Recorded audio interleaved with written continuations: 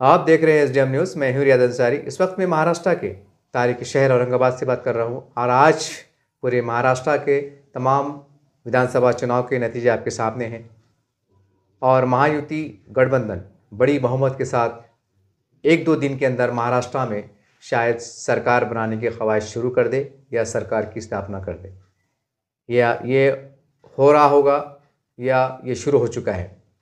लेकिन आज जिस तरह से औरंगाबाद के अंदर दो सीट एमआईएम के, एक पूर्व से माजी खासदार इम्तियाज़ जलील साहब और सेंट्रल से नासिर सिद्दीकी साहब की जो हार हुई है और एक कम फासले से हार हुई है, इसको लेकर एक चर्चा हो चली है।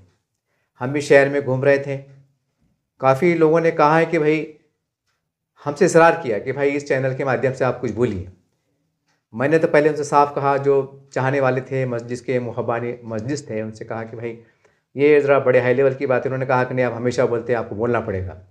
एक दोस्ताना ताल्लुक़ात थे, एक तो सोचा चलो जब काफ़ी लोगों का इसरार है, काफ़ी लोगों ने कहा है तो कहना चाहिए, क्योंकि जब हमारा प्लेटफॉर्म ही ऐसा है कि हर आदमी की बात चाहे छोटी हो बड़ी हो, वो कहीं ना कहीं प्रशासन तक बोलिए, ज़िम्मेदारों तक बोलिए या जनता तक बोलिए, पहुँचाने का काम हम करते हैं और करते रहेंगे।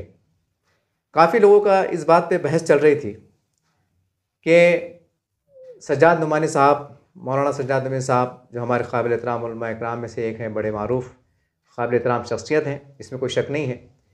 जिस तरह से उनका फतवा आया महाविकास अघाड़ी के तहत, और सबको पता है कि उन्होंने खालिसन किसी एक मुस्लिम उम्मीदवार की तायद नहीं की थी, बल्कि उसमें कई मराठा समाज, हमारे दलित भाई, आदिवासी जो भी थे, वंचित बहुजन अघाड़ी या जो भी है, अलग अलग समाज के ताल्लुक़ रखने वाले उम्मीदवारों की उन्हें तायद की थी। बहुत बड़ी लिस्ट थी 288 में से, ये सबको पता है। लेकिन उसके बाद भी जो है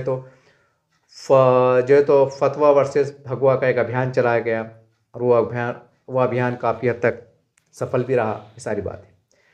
औरंगाबाद में बस इसी बात को ज़्यादा लेकर चर्चा थी कि काश अगर सज्जाद नुमानी साहब का तायद बयान अगर इम्तियाज़ जलील साहब के फेवर में आता, सीधे तौर पर नासिर सिद्दीकी साहब के खुले तौर पे फेवर में आता, और इलेक्शन के चुनाव के दौरान कोई तरह का एक छोटा मोटा हंगामा नहीं होता, या छोटी सतह पर हमने देखे हैं कि दो उलमा इकराम के इजलास हुए, बाज़ाब्ता प्रेस कॉन्फ्रेंस हुई, ठीक है, वो छोटी सतह पर हुए, लेकिन कहीं ना कहीं उलमा का एक अपना एहतराम होता है, उनका एक अदब होता है।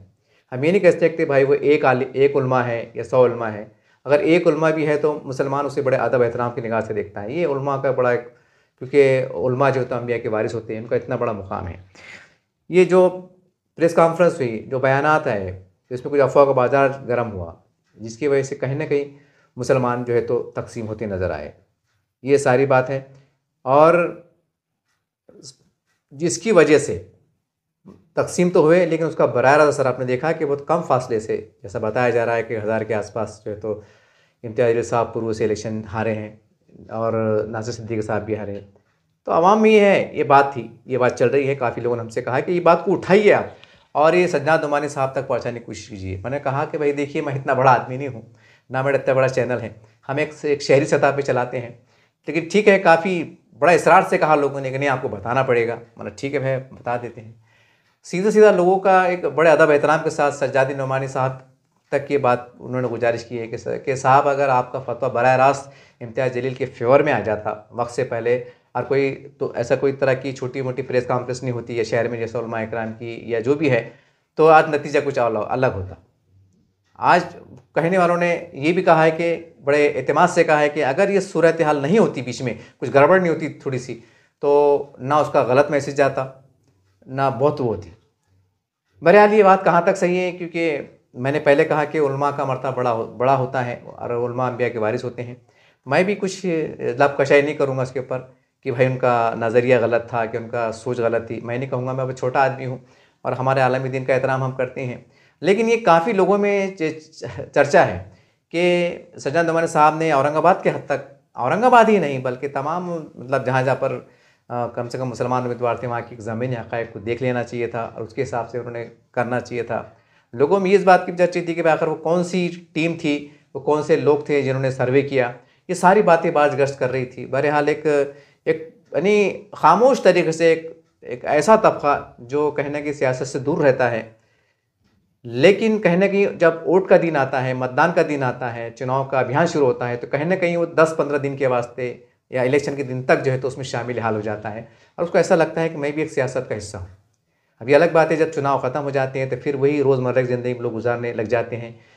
काम वाला काम करता है, मेहनत वाला मेहनत मजदूरी करता है, इस तरह से पासा निकल जाते हैं। तो बहरहाल मतलब एक तायद बयान अगर आ जाता सही वक्त पे तो शायद सूरत हाल अलग होती। और बहरहाल इस बात की भी चर्चे थे कि भाई औरंगाबाद के अंदर दोनों हलकों में, यानी सेंट्रल में और पूर्व के अंदर मुसलमान जीत गए, मुसलमानों का इत्तेहाद जीत गया और कहीं ना कहीं ये भी कहा जा रहा है कि गंदी सियासत हार गई।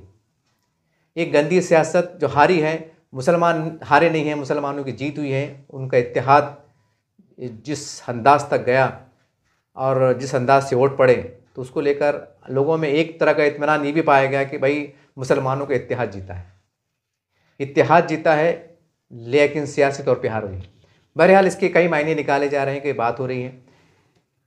आप कमेंट्स में ज़रूर करके बताइएगा कि आने वाले इलेक्शनों के अंदर कि वाकई हमारे उलमा इकराम को किस तरह से तायद करना चाहिए, उनका रद्दअमल कैसा होना चाहिए, उनका मतलब किसी उम्मीदवार को बयान मतलब तायद देते वक्त ज़मीनी सतह पर उनका किस तरह सर्वे होना चाहिए, किस तरह से मशवरती मीटिंग होना चाहिए, क्या होना चाहिए क्या नहीं होना चाहिए। आज आप कमेंट्स बॉक्स में लिख के ज़रूर बताइए। और मैं ये ज़रूर कहूँगा कि वे देखिए, अगर जब उलमा के ताल्लुक़ से कुछ बात की जा रही है तो बराए करम आपसे बहुत मुअद्दबाना गुजारिश है कि एक मियारी और अच्छे अंदाज से आप कुछ कहना चाहते हो कीजिए, कि ऐसा ना हो कि आपके अल्फाज की अदायगी से कोई उलमा का हमारे तशख़्ख़ुस का विखार पामाल ना हो या कुछ और गलत मैसेज चले जाए।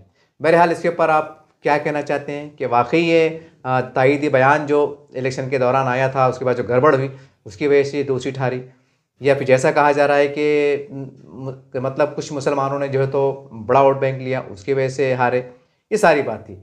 लेकिन एक बात तो तय है कि लोग कहीं बड़े एतमाद से कह रहे थे कि भाई अगर उनका अगर तायदी बयान अगर इनके फेवर में आता तो हम कश्मकश के शिकार नहीं होते।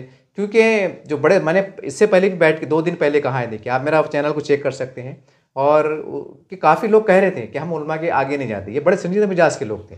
मैंने 2 दिन पहले वीडियो डाला हूँ और मुझे हैरत हुई कि उस वीडियो से भी कुछ लोगों ने मेरी बात को गलत मतलब निकाला। लोगों ने कहा कि भाई कि मैं एंटी मतलब इमाम तो नहीं हूँ। भाई मैंने वो इलेक्शन के बाद, यानी कल रिजल्ट, यानी आज रिजल्ट आने वाला है, उसके एक दिन पहले मैंने जो तो एक सर्वे रिपोर्ट निकल के आई थी वो बनने डाला। इलेक्शन तो हो चुके थे, हाँ इलेक्शन के से पहले बोलता था कुछ, इसका अगर नेगेटिव अगर मैसेज आता था आप एक इल्ज़ाम लगा सकते थे, कह सकते थे। लेकिन जब चुनाव हो चुके हैं, आप जैसे चंद घंटे बाकी बचे हैं, उस दौरान में अगर कोई हमारा सर्वे रिपोर्ट आता है, ये सही आता है गलत आता है, तो हर पत्रकार की एक अपनी भूमिका होती है, उसका अपना अधिकार होता है। और बड़े बड़े नेशनल मीडिया करता है, और ऐसा नहीं है कि हर छोटा आदमी बड़ा बनता है, छोटा पत्रकार भी बड़ा बनता है, सारी बात होती है ना। सब आदमी इससे सीखता भी है, अगर कुछ गलती हो तो गलती सबक से सीखता है, इसलाह करता है। बड़े जो सीनियर जर्नलिस्ट होते हैं उनसे सीखता है, ये सारी बातें होती रहती हैं। तो ऐसा नहीं कि हमारे बोलने से कोई हार गया जीत गया। मैंने 2 दिन की पहले बैठ में बताया था, ये मैंने एकदम एक तरह का सर्वे बुनियाद पर कहा था कि भाई इस क्षेत्र में जो है तो जीतने वाले उम्मीदवार हैं। तो मैंने उसके अंदर इस बात को फोकस किया था कि मुसलमानों का जो इत्तेहाद टूट रहा है, मुसलमानों के इन 3 वोटों में जो इंतशार पैदा हो रहा है या हो चुका है, उसकी बुनियाद पे ऐसे नताइज आ सकते हैं। और हमने इसको बहुत बारीकी से इसको गहरी नज़र रख के इसको खंगाला था, उसकी बुनियाद पे कहा था, किसी के बोलने पे नहीं कहा था।